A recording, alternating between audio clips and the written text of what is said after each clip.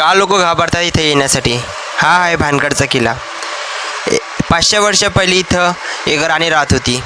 तिथं त्यांच्या राज्यामध्ये एक तांत्रिक राहत होता. तो तांत्रिक त्या राणीच्या मायात पडला, मोहमायात पडला, आकर्षित झाला तो तिथं त्याच्या राणीमुळे.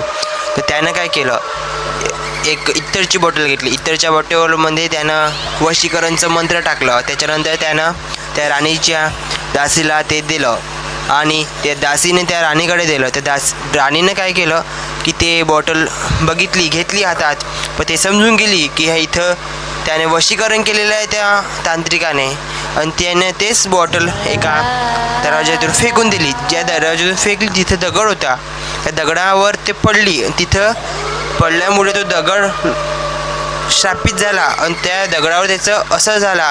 तो दगड सीधा त्या तांत्रिकच्या अंगावर पडला. तो तिथं मरता मरता त्या तांत्रिकने सांगितलं की हा राज्य नष्ट होऊन जाईल.